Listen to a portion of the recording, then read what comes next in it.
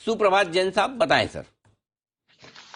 बिल्कुल, very good morning Anil ji. Stock है Ramkrishna forgings. Ramkrishna forgings Calcutta based एक कंपनी और बेहतरीन कंपनी, और इनके प्लांट्स भी उधर ही है। और सबसे बढ़िया बात यह है कि स्टॉक को मैं काफी दिनों से ऑब्जर्व कर रहा था, और पिछले 2-3 सालों में, जब 3 साल हो गए, तीसरा साल है जेम्स का, मैंने पहली बार आज रेकमेंड किया है। रीजन है कि मेरे कई क्राइटेरिया में ये नहीं आ रहा था अगेन, और अब वो उस क्राइटेरिया में आ रहा है, क्योंकि ग्रोथ गजब किया। हालांकि डेट्स बुक्स में है, बट देन एक्सपेंशन के लिए इन्होंने किया है, काफी सारा कैपेक्स किया है, क्योंकि डिमांड बहुत स्ट्रांग है, इसीलिए उस चीज को मैंने एक्सेप्ट किया। और देखिए, ये एंसिलरी कंपनी है, ऑटो एंसिलरी कंपनी मान लीजिए आप, रेलवे एंसिलरी कंपनी मान लीजिए आप, अलग अलग जो सेक्टर्स हो जो कि काफी हॉट है, बजट के पहले सारे हॉट हो जाते हैं। रेलवे वैगन्स के लिए, ऑटोमोटिव्स के लिए फोर्स कंपोनेंट्स बनाते हैं, कोचेस के लिए इंजीनियरिंग पार्ट्स बनाते हैं। और मुझे लगता है कि आने वाले दिनों में जिस तरीके से सरकार का इंफ्रा पे फोकस और सारे ये जो रेलवेज और ये सारे डिपार्टमेंट्स पे फोकस है, तो ये कंपनी को काफी अच्छा खासा डिमांड तो मिलने वाला है। और वही एक रीजन है कि इन्होंने काफी कैपेक्स किया,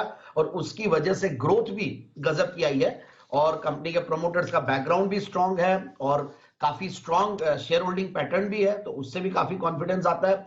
बहुत स्ट्रांग क्लाइंटेल है, एक्सपोर्ट्स भी है, करीब 40% के लगभग एक्सपोर्ट्स है।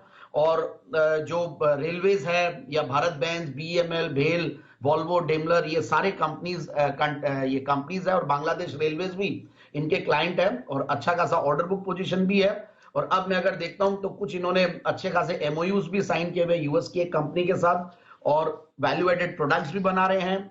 और 15 के पी मल्टीपल पे स्टॉक है, 21% का रिटर्न ऑन इक्विटी है, रिटर्न ऑन कैपिटल एम्प्लॉयड 15%, पिछले 5 साल की प्रॉफिट की क्या कर रही है 80%, और सेल्स की क्या कर रही है 21%। तो ये एक बहुत ही बेहतरीन पैरामीटर है। और फिर मैं देख रहा था कंपनी के मार्जिन पे काफी फोकस रहता है, और पिछले 1.5-2 सालों में कंपनी के मार्जिन काफी अच्छे बढ़े हैं। और सितंबर 2022 में भी अगर ओपीएम ऑपरेटिंग प्रॉफिट मार्जिन देखें तो क्वार्टरली मार्जिन 22% है, वो भी कंसिस्टेंट है पिछले 3-4-5 क्वार्टर से।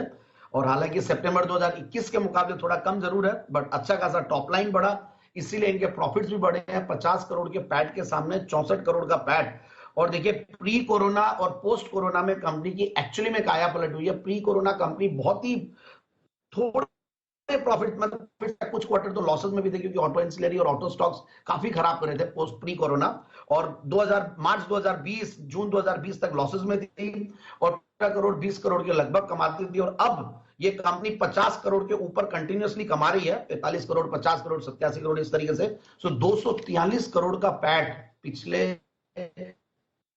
एक साल में टीटीएम बेसिस। जैसा कि मैंने कहा कि प्रोमोटर्स के अलावा बहुत सारे रिनाउंड इन्वेस्टर्स इन्वेस्टेड है। एफआईआईज की लिस्ट में MIT, Massachusetts institute of technology, IFC भी था, और इस तरीके से एफआईआईज ने बढ़ाया है। करीब 14.5% के लगभग वो लोग होल्ड करते हैं। डीआईआईज में भी बहुत सारे रिनाउंड नेम्स है, और इवन पब्लिक शेयर होल्डिंग में देखें तो बार्कलेज जैसा नाम, एबैकस का भी नाम था पहले, और भंसाली, आकाश भंसाली, लता, ये नाम भी इसमें इंक्लूडेड है। तो बहुत कॉन्फिडेंस आता है इन सब नाम से। और ओवरऑल जो कंपनी का जो डिमांड सिनेरियो है, जो कंपनी की ग्रोथ है, और जो प्लान्स है, मुझे लगता है कि स्टॉक को इन लेवल्स पे लेना चाहिए। और कंपनी अपने ऑलमोस्ट लाइफ टाइम 52 वीक हाइस के आसपास ही चल रहा है, और आज ऑलरेडी क्रॉस कर दिया बोलते बोलते। मुझे लगता है 280-290 का टारगेट बहुत इजीली अचीवेबल है। सो target is 280-290 for next 3 to 6 months. और डिस्क्लोजर दे दूं कि ये हमने हमारे क्लाइंट्स को, या मेरे पर्सनल होल्डिंग में नहीं है, बट क्लाइंट्स को हो सकता है कि हमने कभी रेकमेंड किया हो। ओके, तो ये है रामकृष्णा फोर्जिंग। 280 और 290 के टारगेट के लिए खरीदारी करने की राय जैन साहब की तरफ से आती हुई। 4 से 6 महीने का व्यू लेकर चले आप।